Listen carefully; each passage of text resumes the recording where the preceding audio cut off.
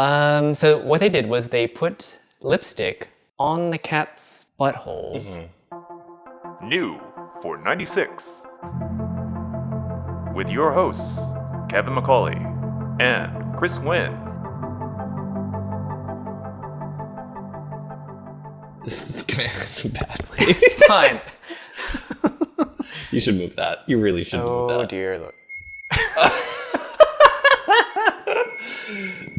That's funny. Okay. Anyways, Yes. welcome to another Next episode sentence. of New. For 96. 96.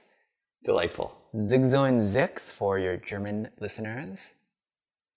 That's all I got. I tried to translate a bunch of languages for 96. It's like, it is like sex 90 or something. Like Neunzen? No, it's like Zexzoom Zex. Oh, yeah, I know. Or something. I sort of know what 9 and 6 are, but not what the actual, like... Oh, I didn't even relate them to like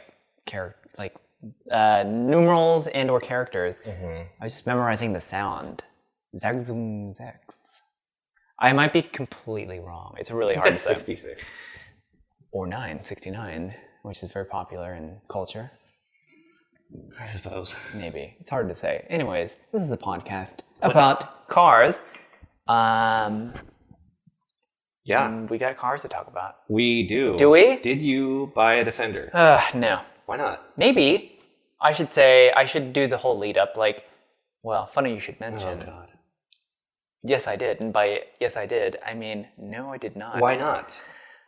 I did not buy one. I found the purchasing process to be insanely stupid. I don't know why anyone buys a brand new car, because it's not as straightforward as walking into a dealership and buying the car that you want.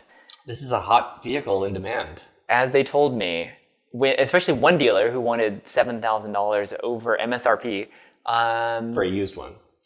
Used one with like 200 miles on it. So I was done. So the problem here was that because you wanted the base spec. Yeah. Because you're cheap. Yeah. And you wanted the base spec, the 2-door. Yep. And you didn't want like $8,000 worth of stuff you don't want? It's really hard to say, but no. Really? Okay. Yeah.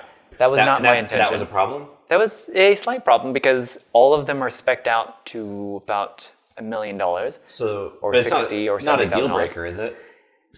What was the amount of money over sticker you were willing to pay of stuff you didn't want? I was not willing to pay over sticker for anything, but if like someone added like this stupid I don't know, fur-lined like seatbelt covers, like there was nothing I could do about it because it comes from the factory that way. Basically, I wanted one with a very specific spec that was actually extremely reasonable, in my opinion, as far as a price goes. And but instead, they would every dealer adds some dumb thing where it's like it does not make sense. Meaning, okay, you have a base model car, but suddenly they add like the $1,300 like dynamic cruise option, which I don't need. I know it's nice, but I didn't need that. I really truly wanted a base model. Dynamic.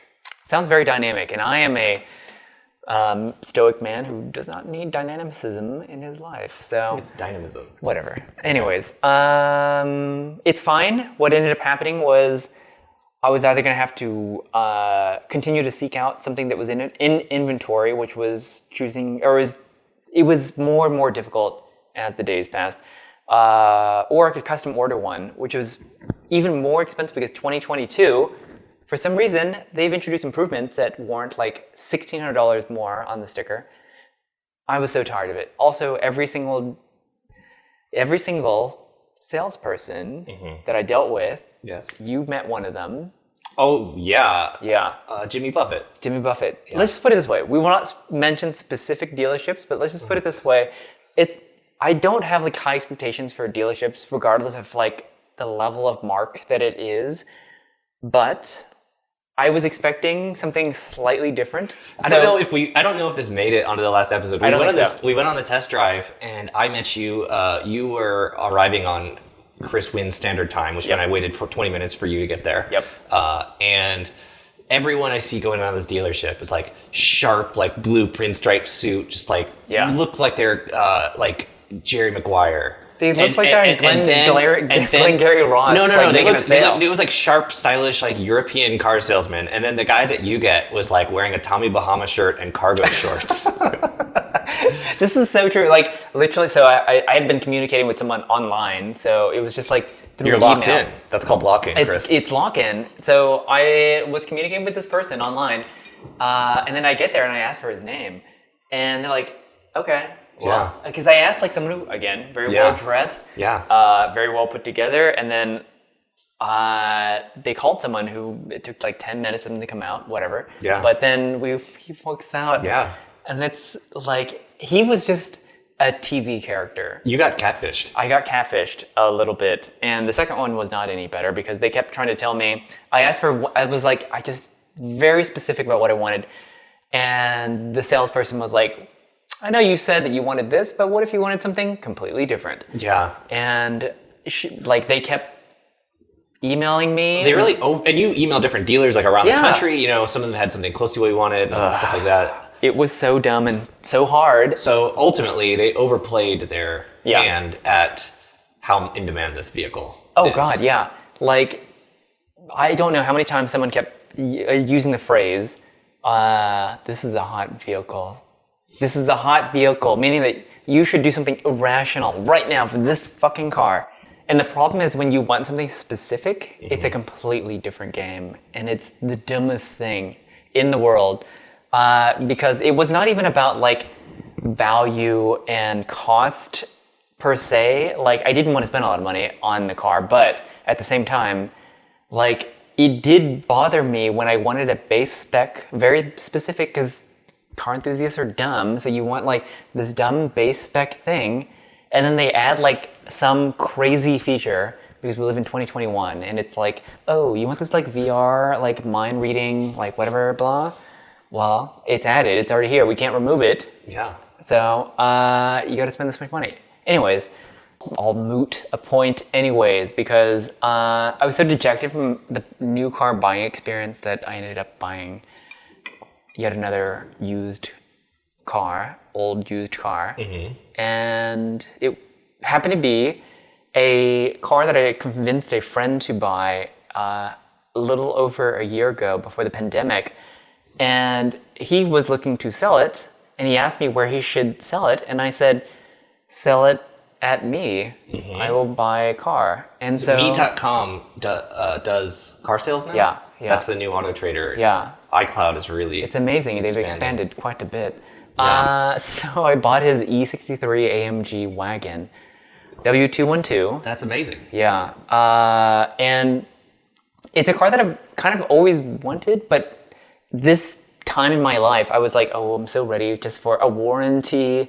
And like, the car should not break down. It's a Land Rover. So when it does break down, I'll just take it to the dealer and it'll be on someone else's dime. Yeah. And I tricked myself. I bamboozled myself into buying yet another old, finicky German car. Yeah. And here we are. And this is amazing.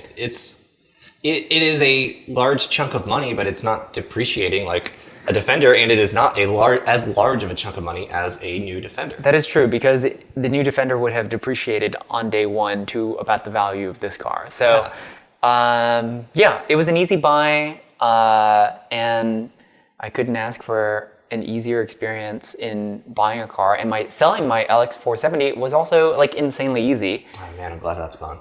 It is. It's fine. It's a good, interesting car. It is. This is how the pros wheel and deal. This is how cool people that we know. Like this is how they buy cars. You never have to deal with like the BS. It's just that someone I know is selling this reputable car, and it can be mine. And I hadn't considered this before, but it sounds good, and it's here, and it's like a known quantity, and I don't have to. At first, I thought you were mocking me, and it's like, well, I have this decrepit old thing, and no, I mean this is good. Like this is how like high rollers buy and sell cars, like between friends, like cool cars that never go to the normal market. I would agree. Like this is like it. It is so niche. Like, looking for classifieds for rubes. Yeah. Shipping a car, like this is the way to do it. I like this way of doing things, but I will say it will probably never happen again in my life that I would be like, ooh, you have what I want, and let's just do it. So I am so neurotic about buying cars, and you know this because you receive every single text message I've ever expressed as a concern for a car, and I do it often. Yes. Yes. Somewhere around the page 48 of problem areas on the forum, for any car you might be interested, you say, I don't think this is for me. I will text Kevin after like we will have met, and I say, I'm all in, this is my next car. And I will text Kevin, what if this was the biggest mistake of my life? It's like Frasier. Like, get used to saying the name Porsche Macan S. And then the next scene. Well, I'm closing this tab for good. Yep. Nope. That is no longer a thing. So, because a Macan was part of the consideration set. I'm really glad. At some point, probably not in this go-round, but yeah. Oh, man. Because it's weird, but... like the base models are cheap all day long now. You can get an S or a GTS, which is worth more than the turbo. Really? Yeah, by quite a bit. But that's the same with like Cayennes. Like if you have a Cayenne turbo, it is a little more expensive, but the GTS is even more expensive now. It's a simplicity thing, I guess. I don't know. Like they're trading, Cayenne GTSs are trading. I don't know enough about the spec. I know that there was a Cayenne GTS that was a V8 that was like... They were, yeah, I think it was just that. It was basically you could get the top spec with all the performance just before the turbo, and you don't have to deal with the turbo problems. Right, just all the other Volkswagen problems. Yeah, the turbos really are the least of those problems, I feel like. But yeah. We should ask Jordan, our friend who owns the shop, if it is in fact as trouble-free as it is. Right. Because we have another friend who works there, and he bought a Panorama Turbo. And I always assume, like, oh, if you're like some sort of Porsche tech, no problem. Everything is solved, like pre-solved for you. And I asked him the other day how it was going, and he like, just frowned. It was like, oh my God, this car. Yeah. And I'm blown away because I would figure like, you have like the world's your oyster. Own any unreliable car you want for any price you want, and it's fine. Yeah. But such is not the case. Go back to this E63. I will talk about this a little more, being the expert. So it is the 5.5 twin turbo. Yes. 212 before it became vaguely half egg shaped. Yes. Which is good. This is the last like square E class. Yes. And it's the last that has like a grill that is like a chrome plate with squares cut out of it, which is cool. Yeah, it's the last square Mercedes. Like we really drill down into it because of that era, everything had gone bubbly. Yeah. And I would say this was kind of the last reminiscence of like square-bodied Mercedes cars. Yeah. It's a good body style. I like that. I always liked the contemporary C class to that, which I don't know the numbers because why would I? Of course. But it is very evocative of that. Yeah. And it's got flared arches and it's wagon and it's exciting. I like it. You know what? It was unexpected. I did not think I was ever going to buy this type of car. Not in terms of performance because I'd been looking for like that modern day kind of fast car. But I specifically have always wanted the 6.2. Right. Because it's the cool engine, it's the biggest. It makes the cool sounds. Makes the good sounds. Same performance numbers, but they never made it in this configuration. So you could get a W211 with a 6.2, but you could not get a 212. Yeah. But this has a little bit more power with the twin turbo, and no, it's the same performance numbers unless you get the performance pack, which I do not have. So is it like 5.0? So it's 518 base. Okay, well the 6.2 wasn't it like no, it's 507 or something? It's like 518. I don't know about that. Well, you were obsessed with 707 for a while, but for a different reason. Still obsessed. Yeah. I don't know why they started making Hellcats with less power. Than 707. So the E63 with a 6.2, so the M156 was still 518.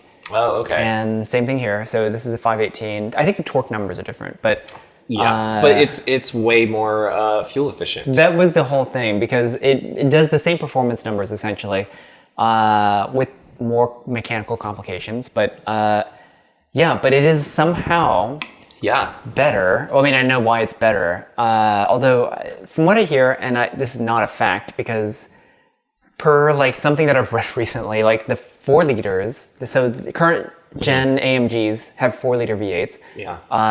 But they get worse gas mileage now than they did with the 5.5. And I don't understand that metric, but here we are. So Maybe it's how the type of people that buy those drive them. maybe so. But nonetheless, it is significantly better than the LX with its 4.7-liter V8 from 1984. So that got single-digit numbers. This at least breaks double digits. Yeah. So like I said, I like this body style. It looks better than a 211. yeah. It's cooler. I'm ride or die for the W210. I know. But the 212 I appreciate it a lot, especially 212 is before good. it got the egg facelift. Yeah. No, this was such a good, like, modern interpretation of Mercedes design language. And it's like the last AMG that's like subtle but menacing, but not I agree. like a polo shirt that says AMG. Yes. I mean, this is like dumb nerd stuff that you should not care about. This is extremely important. No, so they made 209. Okay, that's not very important. Oh, whatever. You talk about your IS all the time, like, oh, they made like 9,000 of these. Not on This the is podcast, rare and it's car. 3. It's a rare car. It's 3,000. Yeah. Okay, Well, but they made more than 200 E-Class wagons. yes. But they only But they only made 209 of the AMG variants for 2012, 2013. Okay. So that is not a total production number. But pre-facelift, AMG for the 212, they only made 209 of those. The facelift, they like produced 700 more of those. So with the same engine, mostly. So that's fine. See, it's rare. I'm just really like, because you like to rub that 3000 IS Sport Cross number on my face. And I'm like, I'm reading you a poem. What importance does this have on our conversation? The Sport Cross is much more interesting than a Land Cruiser. I don't know Of about which they that. mailed hundreds of thousands of. And do not Except- talk about your specific except year because it mine. doesn't matter. It doesn't matter. Doesn't no one cares. matter. Small production number. Oh my God. 2-year only color. Silver. Oh god. A rare silver. Pardon me. Okay, I take it all yeah. back. Oh, it's that silver? It's Okay, silver. okay. Oh my god. Why didn't you say it was silver? I tried to, but you kept... They had individual to get it in silver? Yeah, you kept like asking me if this towel smelled like chloroform when I started speaking about it. So, nevertheless, Yeah. okay. So math logic as it is, the LX is gone. Yeah. And You sold that to a friend. I did. I sold it to a friend's father. Yeah. And it was an easy sale Good. because I thought I was going to put it on Bring a Trailer. I mean, they're doing well. You certainly talked about it enough. Whatever. Anyways, it was a quick, easy sale. I think it would have gone for a little bit more on an auction. You talked about that a lot. Whatever. On this podcast. Oh, God. But it was, I honestly not having You to might deal even with say it's people- the only thing people discuss about Land Cruisers. No. It is literally the only thing. That's the only thing that pertains to people's lives when it comes to Land Cruisers. Well, it's terrible to drive, but also terrible to it's not good to drive. It's not engaging. It's extremely inefficient. It's annoying to park, but it's worth No a one has lot. promised It's worth a any lot of of those money. things. It is It's very valuable. I'll Here's the never thing. use it for anything, but Shall it's very we, valuable. let's define this because Kevin hates the idea of a Land Cruiser. No, I just think that the only thing that people talk about is just how valuable they are. Because I it just is don't such find that a interesting. well-designed object. But it's not this. Because while we enjoy sports cars, those are like engaging things that you... Like when you purchase one, it's engaging in that way. If you don't off-road a Land Cruiser, granted, you don't get to experience like what it was made for. But it's like this heritage object. It's like... Here's where we're going to lose Kevin again. It's like a watch. Okay, all right. We don't need Where you buy a dive watch and you will likely never experience what its purpose was, why it's impressive as a dive watch, but a Land Cruiser is the same My way. issue isn't that people don't use them. My issue is just No, that no, people I know, buy but- it and think it's interesting because it sells for a lot of money with a lot of No, miles. I don't think it's the money thing. All I hear about is that. Who That's revels all in I buying hear about. a That's all I hear 200,000 mile about. Land Cruiser for $20,000? No one wants to revel in that. They want to sell it for $22,000. Yes, that was me. But it's that you own this thing that can do a thing, and it doesn't matter. To clarify, when you said that was me, you didn't. No, I sold that. for much less than that. Okay. But nevertheless, it was an easy sale. And I tell you what, I'm trying to sell the Celsior right now as well. By the way, if anyone is interested, please do reach out. I'm trying to sell the Celsior. It's likely to be listed on an auction site that we spoke of recently, Rad for Sale. Doug? No. In the meantime, it's still listed for sale, and I've gotten, unfortunately, interesting offers For things that I am not interested in. You need to put the doilies back on. I need to put the doilies What if you had doilies made from cargo shorts? Yeah. Well, that's a thought. Yeah. It could do really well on a certain site. I think it might. Yeah. Yeah. Here's the thing. Yes. Kevin is outstretching his arms. Here's the thing. Selling cars sucks. It's very humorous. Yes, it is humorous. Okay. Selling cars sucks. Sure. I've sold cars previously on Craigslist. It was fine. I can kind of cut through the scams a little bit. This time, I cast a wider net. I put it on Facebook Marketplace. You did? By the way... Oh, wait, the Celsior. Sorry. Okay. I thought you were talking about the LX. No. Yeah. Facebook Marketplace is, by default, aesthetically, it looks like a scam.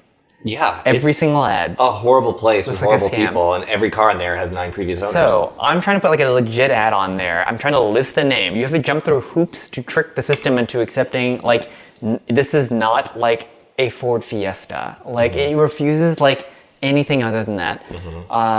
And so it's on there, and of course I get like 9,000 DMs like, hey. There's like a CAPTCHA warning that doesn't accept your photos because there's not a thumb in them. Yeah. Oh God. Like if I don't see a thumbnail, I just automatically like, no, this is a scam. No, I mean a thumb. Like a literal thumb. Oh, yeah. You don't have a thumb in your photos. Oh, it's like, these aren't real. I do not have a thumb in mine. And like it is just like, I would say 6 out of 10 right now are like, is this car available? Will you accept twice what you're asking for it because I have a deal for you? Or it's, hey, will you accept payments from me, a stranger, who you have no trust in whatsoever? Or it's, I have this other thing that is terrible. Would you like to trade for this? So, and 100%, if you're trying to get rid of something, chances are I do not want to own whatever that is. Do you get the, you should, can you provide a Carfax, but not Carfax, this Nigerian Carfax that I own the credit card information to. Could you, why don't you use that and run a report on this site that has no SSL just certificate? Nearly there. Yeah. Like that's like every time I listen to car on Craigslist, I always get that scam. Yeah. But it always takes like 2 emails to get to that point. Yeah. We've talked about this. Yeah. I'm sorry. No. So I always like when I post something on something like this, I'll like, please just like when you mention the car, if you DM me, mention some keyword. Like, let's just like cut through some of the bullshit here. But the problem is that like anyone who uses Facebook, like seriously, I do feel like, and I'm sorry for offending someone, but like, why is it so difficult? Like these are like the least skilled internet users. Low information users. Yeah. Where it's like, you could provide a specific instruction. Just mention like the word car. And they're still like in the subject line, like, will letter U take like, you know, like 1/3 of what you were asking for it. So, or 3 times what you're asking for it. Yeah. So we'll see if this goes anywhere. I'm not in a hurry to sell a car. I know it's a niche. I know it's a niche market car where it's like, if you put it on an auction site, which it will very soon be as a test on an auction site. I mean, if it sells, I would be so happy, but I think it's a right time, right place car. I thought you were going to take it out this weekend. Yeah, well, it's been raining here. It's been like fucking monsooning. It's awful. So we have actually, for the last 5 months, we only had to endure catastrophic weather that destroyed the city. But finally, now we have summer weather that has just like come onset like a boulder upon our city. So it's humid as hell and very hot. Humid, but still cloudy all the time. But also still cloudy and also extremely wet. Yeah. So, yeah, I was going to take the Celsius out this weekend to kind of fill in some blanks on some photos. And Kevin is doing like a weird thing with his hand where it looked like he had trapped a cockroach but was trying to pet it still. Anyways. Please meet my friend. Yep. But, I don't know. So I couldn't do it this weekend. I was going to take it out. I also wanted to film some of the like weird like features in a way. Not. You didn't ask me. It was too rainy. I couldn't ask you to do anything. So, although it would have been amazing to do a cross-brand, well, cross-model of the same brand shoot. Modern day Toyota, terrible. Old school Toyota, amazing. Because you just did a video with the Supra on U-Tube. Yes. Yeah. Wow. That was a tremendous segue. Wasn't it? Yeah, that was great. Yeah, I had a Supra, Toyota Supra 3.0, loan her car for a week, and we both experienced it. And I drove it to the hill country, and I made a video about it. And in the video, it was purely about photography and not really about the car dynamics itself. So we can really dish right now. It was just not a good car. Like I keep coming back to one thing, which is that it's extreme. Like it's very, very, very fast on twisty roads and stuff. But like I still like I don't think it fits the definition of a sports car at all. But it's also not a GT because it's too harsh. That's actually a really good point. But it's not engaging. You can't put the windows down, and you're not involved, and it's numb. That's an excellent point because it's like a 335i, where it's not a sports car. It's just real fast. And in the past, like an old school 335i with the... but at least a 330, an old, like an E90 335, it's not my favorite thing, but it's probably at least you can feel something in the steering. You are right. Like that new Supra was in a way kind of soulless. Like it was just fast. It was just fast, and I drove it on the best roads in Texas, in the hill country, like where we go on the hill country rally. And I was taking these roads, twice the speed we take in our 911s, but I felt nothing. I didn't feel involved. I would have loved to have taken the LC500 there and gone much slower, and just heard the noise, had the windows down, felt the connection with the car, like we're doing this together. And in the Supra, it was like, well, I'm just kind of here, and the car's doing this, and it was just not engaging. It was just so uninvolving. Yeah, I won't be curmudgeonly to say like, oh, I don't understand why people did this, because like I understand, like this is what the market is asking for now. They just want this video game of a car. Yeah, and I mean, it's like if you take someone, like I get it, like if you have one car, it is pain. Like I am pained to not say like it's a great car for people who don't know any better, and that is pretty much kind of gatekeeping. But it is like if you take like if you take a 370Z Experience, which is not a bad car, like, but if you take that and move the game on 10 years, and it's someone who like they have one car, they have a commute, they want to have fun on the weekends, and they want it to be very fast. Yeah, this is what you get from that simulation. Yeah, and it is a good series of compromises. Probably, I don't really think it's a good series of compromises, but it is the series of compromises you get. Okay, so this is maybe a hot take slightly, but I blame the GTR on this in that it is a phenomenal car from day one, but it introduced this kind of like, well, maybe they weren't the first, but I feel like this is somehow like related along the way. They just produced this car where you just dial in how fast you want to go, how how hard you want to take a corner. It doesn't matter. What did you do? It is like a video game, and it's trickled down to where... I don't know. I think that's do you not think like somehow the GTR and the Supra of today is somehow related or influenced? No. Really? I think it is inevitably influenced. Everything is influenced. I think the GT... I think I have said this on this show years ago. I think there was like a post-GTR world. I think the GTR changed a lot of things. It did. But... GTR still has hydraulic steering. GTR is like way more engaging. I know, it's only because it's made by Nissan. No, these are semantics or whatever, but like I think it's a very different experience. I do think you're right. I think what the GTR led to is like more so is like I don't know. I think the natural thing that the GTR led to is like the I don't know the name of this. GLE 63 coupe, where it's like we can take this thing, like it doesn't matter how much something weighs, how high it sits off the ground, whatever. It's like if we just put the tires on it and like dial it in to be extremely fast, like we can make any pig extremely fast and just like stick our middle fingers in the face of God and physics. That I think that is what the GTR did. I think the offspring of the GTR is that type of thing because that exists in every segment now. I will agree to that to like a half point in that I do know that the market was headed there in that way from a more like automotive enthusiasm standpoint where like you're not just buying like an AMG of anything, because that is the problem with current day AMG is that it doesn't mean anything anymore. Right. Like it's like it's a polo shirt and a giant badge and a very angry grill. You just want to buy the most expensive version. The grill is an angry hole. And you're not even buying the most expensive version of anything because now they have like in certain models like the 35 AMG, the 45 AMG, the 55 AMG, and then the 63. Like why are they landing on 63 at this point? Like why not bastardize the 65? Well, I think they're doing 73 on something coming up. Oh, really? Oh, no, that's so sad because that their 73 is such the SL, so right? iconic. Yeah. There's exactly one for sale right now. Yeah. And it is probably $1 million. Wait till you see the aero kit on the 4-liter equipped 73, whatever it is. But no, I mean, sure, I will agree that like if Toyota or BMW rather is doing a hack pastiche of the GTR, like sure, you could say yes, this influenced this led to this, but I don't think they're related directly.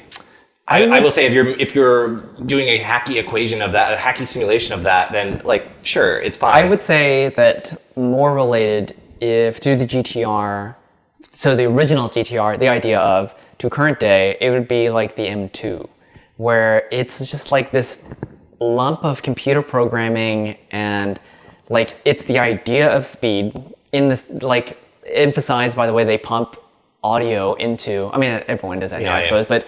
Like it's more of like a greatest hits by simulation type of thing, and so people buy into it. Yeah, and it's all computerized.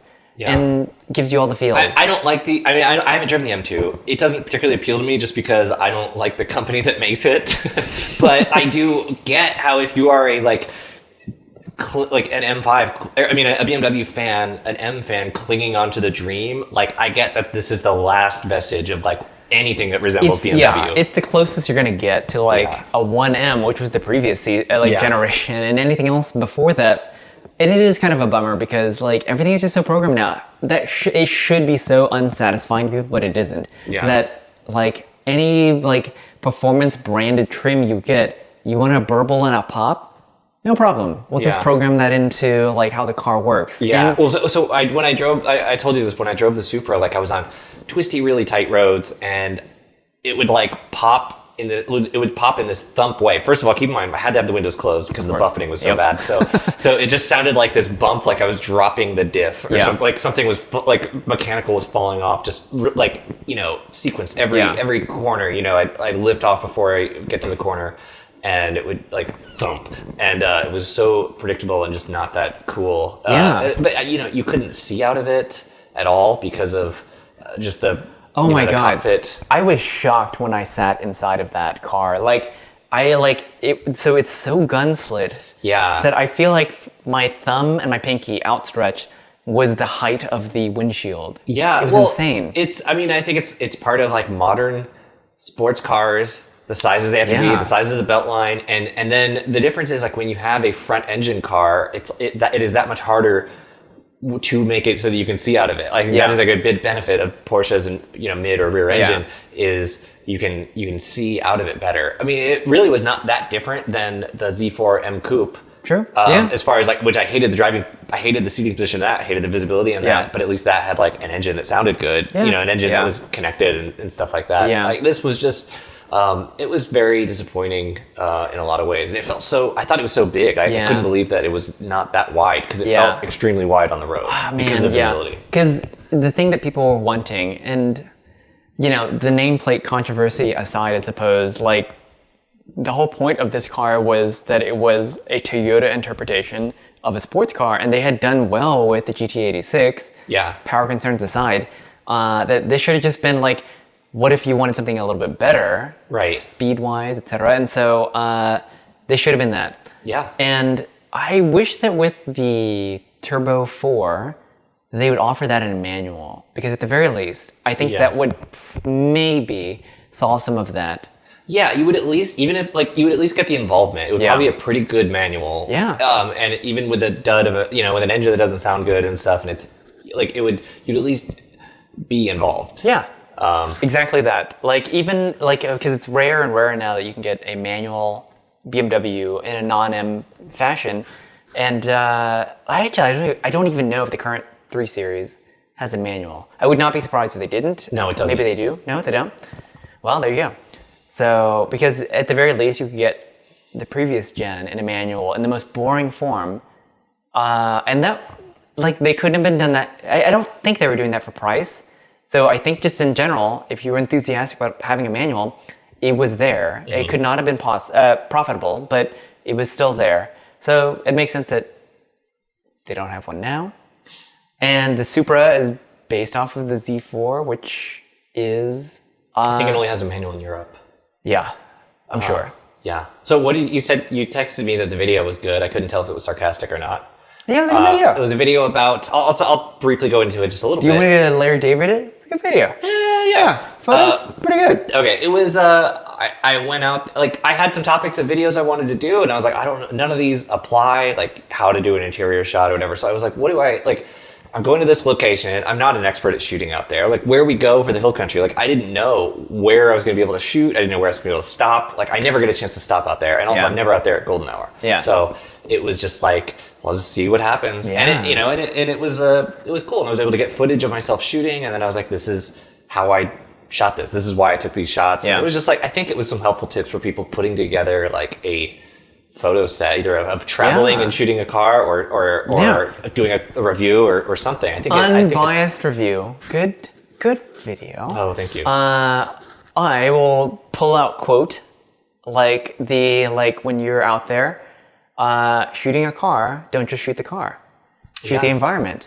That was good advice. Oh, thank you. That's because in college I nearly double majored in photojournalism, and that is just one of those things. Context is so important. Yeah. And that was such a good piece of advice, because I think a lot of people are just like, ooh, just shoot the car. Yeah. I mean, well, if you're doing a car review, maybe you don't want that in your set, so maybe it's not relevant for you, but I mean, I think you'll still like having it. Yeah. For yourself or for whatever. And well, here's the thing is like, right, you've chosen an environment where to shoot the car. Like, and if you truly think this is the right place to shoot the car, it does make sense to shoot the environment. So yeah.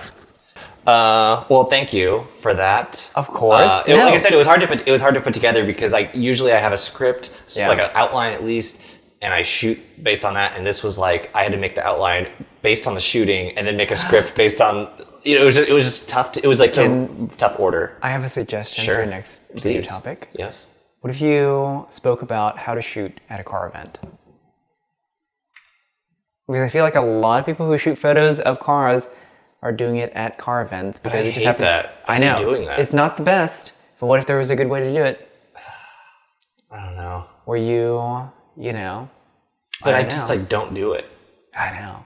It's very disappointing. Yeah. The fans are wanting. Maybe. You shot Luft de Cult. Yeah. Big car event. Yeah. Does help. They usually set it up at a set. Yes. Where the environment is very aesthetic. However, a suggestion. Thank you. No, that's helpful. That is really good. I didn't mean to immediately rebuff it. I was just thinking like Catalina. I immediately thought like Catalina. I'm like, okay. It's like, well, number one, you want to avoid these ugly poles. See those ugly wires? You're going to want to avoid that. Okay, you see those ugly wires? You're going to want to avoid those. Our city is just so goddamn ugly. Well, what a pessimist you are. You should teach them how to work with the wires. No, the next video I want to do one about the exhaust. That's not even about photography, just like showing this muffler. But also I want to do, because I got this 650 or 600 millimeter lens. Yeah. So I want to try shooting it like downtown, and I want like to do a video about like, did this work? Did this do the thing I want? Yeah. Did someone just follow? I just need someone to follow me around with the camera to shoot me using this giant lens while I shoot my car 2 blocks away with like all kinds of shit between me and the car. Well, I've been buying cars that help you out with your photography career. You shot out of the back of the wagon, my E91. You shot at the back of the LX. And you could shoot out of the back of the wagon? I don't think I did. I think once, yeah. Oh, I shot the wagon. To be fair, you shot the wagon from the Sport Cross. No, I mixed that up too. I shot the wagon from the Sport Cross. Yeah. I shot the M3 wagon from the LX. All related. So. Yeah. Shot the Aviator from the LX. Yeah. Thank you. And now, one day, I will accelerate very quickly and shoot you out of the back of my wagon as you're trying to shoot something from the back of it. Yeah, I can't wait to breathe in the fumes from all 4 pipes. Yep, yeah. So there we see. I get these cars for you.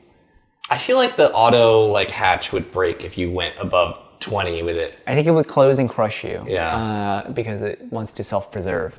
Yeah. Yeah. Should we talk about the Pandas? Yeah, we should talk about the Pandas. Okay, so we haven't talked about the Pandas. I know. Well, our friend, you're moving a lot. One of our friends bought a pair of Fiat Pandas. Actually, I have an anecdote that 2 of our listeners have already heard, because I told it like 15 times, but God. I don't think I told you. But I drove to Tulsa last month. Yeah, that was weird. Yeah, I drove to Tulsa to visit No one goes to Oklahoma. Daniel and Crystal and Daniel's mom. We had a great time. So I was driving to Oklahoma, and I get on this turnpike. Yeah. Right, and like, so I'm on this, and it's a toll road. I pull off for the toll, and I stop. And there's no other cars. I'm the only car that's stopping for this toll. And I pull up to the booth, and this was my hair was like very, very long. And this girl, she was like an attractive girl working in the booth here, right? It's getting problematic here. Yeah. Okay. Like, surprisingly, okay, whatever. She says, like, I have my wallet of cash. I'm like ready to pay this toll, and she said, "Your hair is," and I was like, "Oh, yes." And I brush it aside. She says, "Your hair is county sticker works here." What? Yeah, my Harris County toll sticker worked there, and I was like, "Oh, I thought this was going a different way." She was complimenting me, Of course. and Oh my God. it was a real moment. You had a moment there for sure. I'll cut this out. Yeah. So, our friend got 2 Fiat Pandas. Yeah. And he said they're coming on a boat. They're coming in a container. He'd been updating us since January. Oh yeah, you and I were just like, well, this is quirky. Yeah. And so suddenly it's like, well, they're here. They're coming Monday. It was like, oh, they're here. And Monday we can pick them up at this holding facility. And they bring them around. And there was all kinds of weird stuff in there. Yeah. And it was 2 Fiat Panda 1993 matching blue Suddenly, country club. You and I were like riding down Houston. So yeah, we gassed them up. So we looked them over. Yep. And they were gassed up. Gassed we up. won't give the name of the manufacturer of these cars. Yeah. And gas was put into them. Yep. And we drove them. You and I drove them. We drove 2 Fiat Pandas the size of like a 90s Ford Fiesta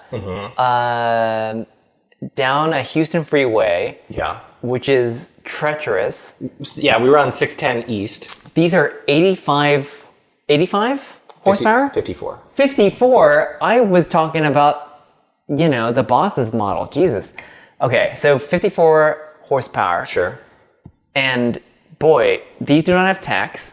No tax. As we are accelerating to keep up with traffic, I don't know if I'm like about to blow up this engine because I'm riding way past red line because we don't know what red line is. Yeah, you immediately fell by the wayside because of my own poor navigation. I'll admit, I got on the wrong freeway, and I was like, "Oh, I'm on the wrong 610, and I don't want to go through the Galleria." So I exited, turned around. We all turned around, and we all turned around. Well, some of us turned around. I got lost. Some of us turned around. Yeah. I got back on 610, and we were driving, and I was going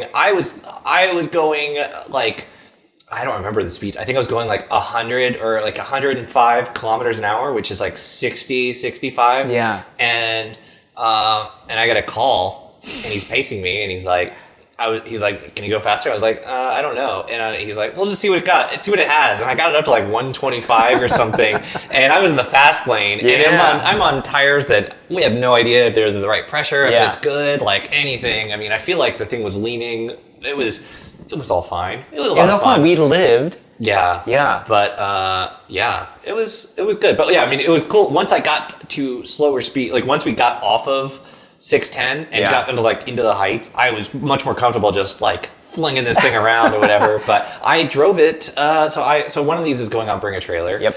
And I did all the photos for it, which will be up there soon. Yeah. And so I had it for last weekend, and I put 0 kilometers on it because the speedometer didn't work the whole time I had it, and neither did the odometer. So hopefully that's fixed. I watched. Okay, immediately when I got into it, it didn't work. The car? The speedometer. Oh. But when I watched the driving video, it did work? It did work. So I don't know what happened. So at some point it worked. At some point it worked. Yeah. This was the one that you drove. The one that was I thought- cosmetically better, but mechanically worse. Yeah, so when we arrived at the cars and we were helping our friend move them back to the city from the port, I actually purposely went to the car that looked nicer and just kind of like hung around it because I did not want to drive the one that you were in, which looks a little bit rougher. Sure.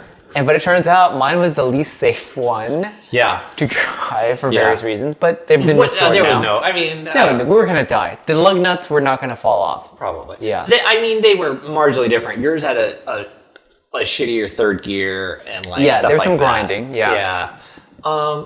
But yeah, they were fine. So I know we went over this, but the 4-wheel drive system is made by Steyr. Yeah. Austrian factory. Yeah. Makes the G-Wagon. Yeah, also they have a makes G-Wagon variant. the Supra.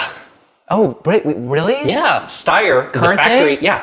Jesus. Steyr is the factory in Austria. They had Wow. always made the G-Wagon. They built this like the entire 4-wheel drive system and drivetrain on the Panda 4x4. Okay. All of them. Yeah. And they build the Supra now. What the? Yeah. I cannot believe that. It's kind of like idea. Valmet, where it's just like this factory for hire that I gets know. used No by one all knows the- about Valmet. Oh yeah, we know. Boxers, Sobs, what are you? Whatever you want. Karma. Karmas, yeah. Yeah. Low production as that was. Why Yeah. do you I always tell Valmet? this story. I know I've told it on here, but I was for whatever reason I had to get to Austin at like sunrise for some stupid self-imposed reason. Yep. So I drove out. I was in the Boxster. I got onto 71.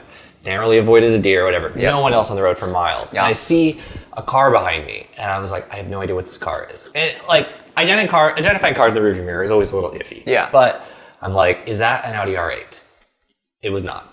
And I was like, I don't know what it is. And it was a Fisker Karma. We were the only two cars for miles and miles and miles and miles. And it passed me, and we were two Valmet brothers for that my moment. God. The entirety of that highway was Valmet produced. Yeah, exactly then and there. And then his battery ran out. Well, then the because- Ecotec ran out, yeah. Yep. Oh, right. I forgot those had They generators. were a hybrid, yeah. Yeah. It was a thing. Yeah, and they still exist now, just not as a Fisker. So Are they full EV now? I don't know. I don't know anything about them. Oddly enough, we see them around Houston because there is a there's a Karma? dealer here. Yeah. Really? At the don't- Galleria. I don't know if I've seen the new one. I saw it at the Auto Writer event I was at. I was at an Auto Writer event, and I didn't The get to... Reverso. The what? The Reverso. Rivera. Rivera. Yeah. Reverso. That's that watch. Yeah. No, they had one on display there. It was weird. They had... So it's a drive event for journalists. Yep. They have like 40 cars that people can drive. And then they're like, well, here's a Rivera, a Karma, that no one can drive, but you can look at. And they also had a... Wait, that's so weird because you can actually buy one. I know. But they also had an Lexus IS 500 that no one could drive, but you could look at. But it was cool to see it. Yeah, it was cool to see it. I got to ride in it because Ooh. the guy from Lexus was like, hey, do you want to take pictures of this? And I was like, yeah. And he's like, we can move it. And I was like, let's move it. So we parked it like in like, you know, just like a parking area in the, like, I mean, not parking area, but like just like an empty spot in the middle of Texas Motor Speedway and shot the IS 500. Wow. It was cool. It was You didn't really tell cool. me that. Oh yeah. That's it's neat. amazing. I mean, it looks just like the new IS, which Yeah. looks pretty nice, but it's a Did cool... it sound exactly like every Lexus 5-liter V8 that you have driven in the last like literally 8 years? Yeah, which is great. Yeah. Which is great. That is who amazing. who wants anything more? Honestly, like that is the superhero surprise. Yeah. Like we've talked about this before, but like when sports sedans come out with their V8 whatevers, they're all turbocharged now Yeah. and not necessarily V8s. Right. And this is actually a V8 that is naturally aspirated. So It's cool. It's Yeah. very unique. It's special. And yeah, I mean, I may have said this, but like this is the only time in history where if Toyota said we're going to produce a sports car, we're going to make it ourselves, like that would be so much more appealing to me than a BMW designed and developed sports car, which is such a way, it's like so, like that's why it bothers me that the Supra is a BMW, not because, oh, it's not a real Supra. It's like, oh, because like I don't like BMW. Yeah. And it would have been so interesting if they had said like, we're going to take the LC and make it like worse. Yeah. I'd be like, I'm all over. Like if we make the LC not fancy, I'd be like, oh my God. Yeah. That would be amazing. Well, yeah, no, true. Toyota Because the did Supra do was always a better. GT, you know? Yeah, right. That's the problem. Well, that's part of the problem, right? Because they called it the Supra. And I don't have a problem with the name if they had said, but it is just a weird thing. It is a disconnect. Is it causing cognitive dissonance? Sure. I think they cashed in. Cognitive dizziness. Cognitive dizziness. I think they did cash in on the wrong part of that whole thing in that they cashed in on the name. People had expectations. Who's going to buy this car but automotive enthusiasts? Sure. And so, like, I think that was a huge part of the disconnect. If they had called this the GT86S R, whatever, like, this could have been like a completely differently oriented thing where it was like, it's like the GT86. No, but it would still suck. It would still be a numb car that sucks. I don't have a problem with that. It's like the Mustang Mach-E, where it's like, I realize that the economics of making anything that is enthusiast aimed is like, you need the weight of all of your name recognition to sell something. Which, again, is why it's so weird that BMW literally pissed away the name M3. It's weird. I will always bring it up. The name M3 was maybe the strongest nameplate ever, and they threw it in the shitter. But anyway,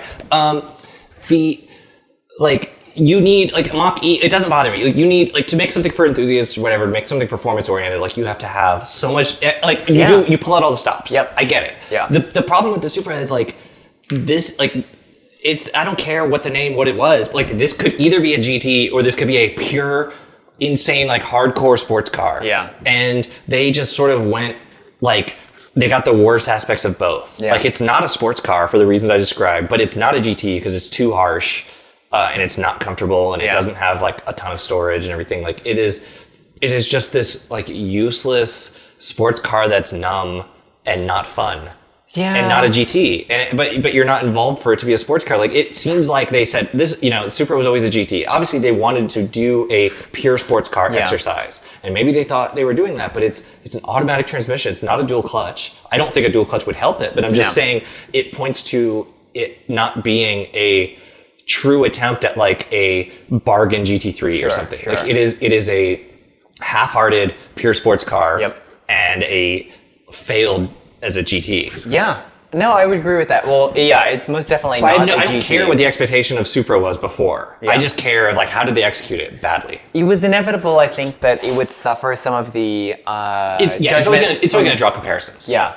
And like that the GTR existed and since the 370Z should be more of a direct competitor, but it's so aged now, like, I don't know that you can. I think they exist in very different generational perspectives, even though the 370Z is still for sale today. Yeah, I would agree. I remember, like, that was one of the things I always observed because I used to read, like, Motor Trend and stuff, and even in the 90s when you had this golden age of Japanese sports cars, it's like, something is hot for 2 years and then it falls out of favor and they can't sell any. Like, you have such a limited time when it's in its own way a fashion thing. Yeah. And when you don't have the cool new factor, it's like you're not selling to the cool people or whatever at the right time. So I mean, the 370Z, I guess they can sell it and the tooling's all paid for, but like, it is not.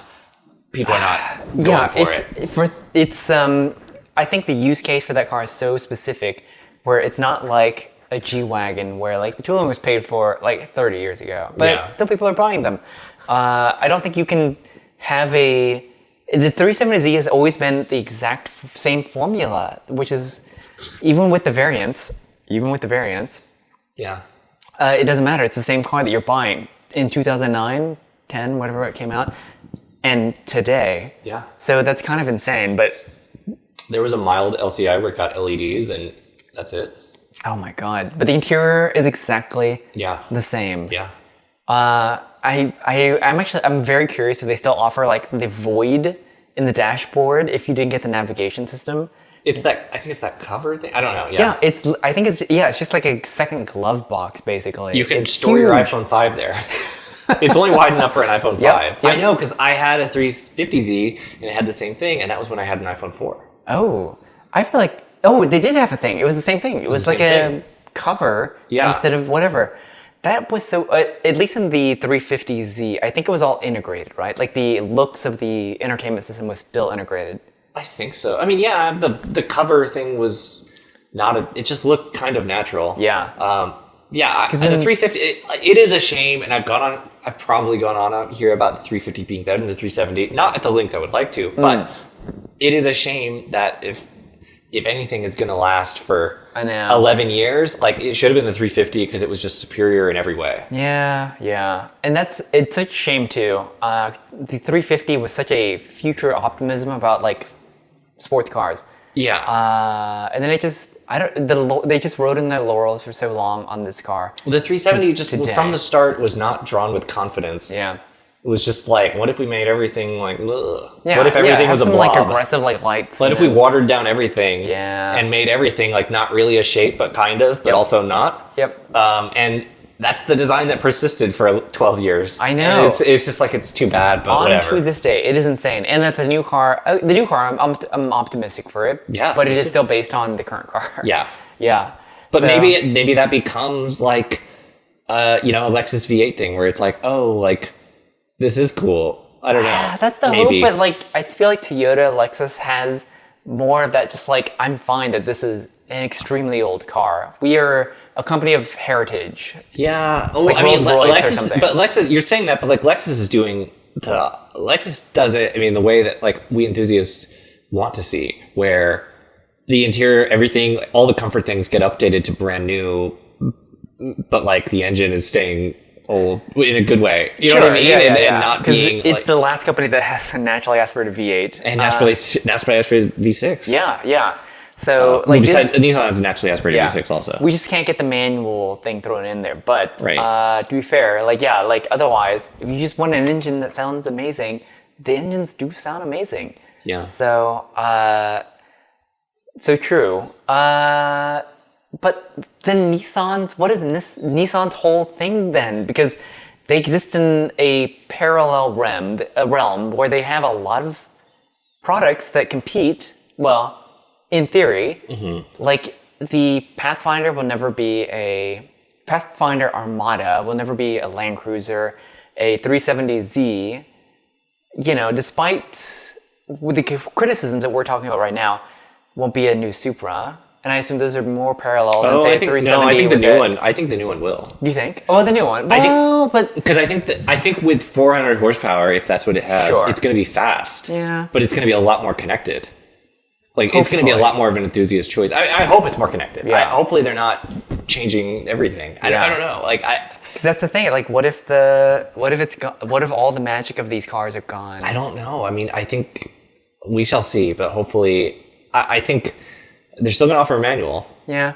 I think maybe the Supra has a cautionary tale. I don't know. Okay, I think with a lot of power and a manual, that gives me optimism. I think they know it has to be fast, but I don't think you could possibly strike a worse balance of like fast and engagement than the Supra. Yeah. At least I think it would take a clean sheet to match the Supra lack of engagement. Mainly because now actually I don't even know if they can offer a manual on the new Z, but they said they're going to. Are they? Yeah, it's been spied. Like it's been shown. Like so that's already two different like mindsets as far as that type of accessible sports car goes. That configuration, because the Supra is a video game. They only offered it in an automatic, dual clutch automatic, and so it's a regular automatic. Oh, really? It's one clutch. Yeah. Oh. It's not a clutch. It's a torque converter. Really? Yeah. Oh, weird. Yeah. Okay. I always thought it was like some sort of weird clutch. I thought so. Yeah. It's a ZF 8-speed. Oh, weird. Okay. Well, there you have it. When you think about it, it makes sense because the Z4 is not like a dual clutch like M car. It's just. I guess that's true. For some reason, I always thought they would. I thought it was, but it's not. I was wrong. Nevertheless, so they still will exist in slightly different territories, or not. I don't know. Like it's weird because like you would think that there was. I guess the GTR came after the Z, but there's no influence. I would think there would be a trickle down one for this. Well, there will be with the turbocharging. I guess so. We should know what we're talking about, and I don't. I think it's a 3-liter twin turbo V6. Sure. That is the influence, but I mean, it is in a weird sense like the Z is like their FRS, but it will compete with the Supra. But I think it's a much more stylish car than the outgoing Z. Sure. Like it is more fashionable. They dialed it back for sure. Well, it's close. I mean, it doesn't look like a 350, but I mean, it has the same like captivating looks as a 350 or more, even more, as far as like it looks. It's a statement. Yeah. The 370 was never a statement. From day one, it was like this blobby jellyfish catfish thing. I thought it was a statement. It was so like retro-futuristic almost. The 370? Oh no, I'm sorry. I thought they were 350. No. The 370 was never like a statement. Weird it was evolution. Like a weird bad evolution. Yeah. This new one seems like like it is a statement again. Yeah. It is an icon. Sure. If the handling and chassis stays the same, but it has more power, turbocharged delivery, I think it will be an instant competitor to the Supra, and I think that's what people hope.